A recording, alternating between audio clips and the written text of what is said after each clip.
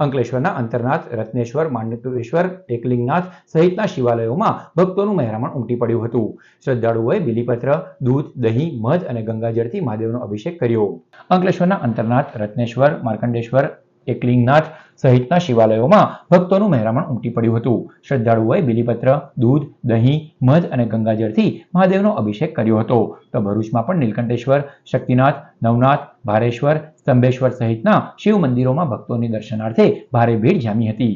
અભિષેક, દર્શન, પૂજન કરી ભક્તોએ ભોળાશંભુના આશીષ મેળવ્યા હતા. વહેલી સવારથી જ નર્મદા નદીમાં કંકર એટલા શંકરની ભરૂચની ભૂમિ પર ભોળાનાથની ભક્તિનો પ્રવાહ નિરંતર છલકાવાનો શરૂ થઈ ગયો હતો.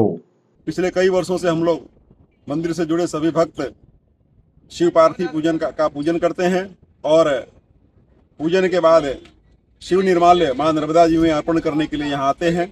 इस बार हम लोग शिव निर्माल्य का विसर्जन के साथ कांवर के लिए जल भी भर के ले जा रहे हैं, जो कि कल श्री सिद्धेश्वर महादेव जी को कल सवेरे सोमवार के दिन चढ़ाया जाएगा। पवित्र सावन महीने में मंदिर पर सभी लोगों के सुंदर लगाव है, सुंदर जुड़ाव है और यही कारण है कि हर एक कार्यक्रम सुंदर और अच्छे ढंग से पूर्ण होता है।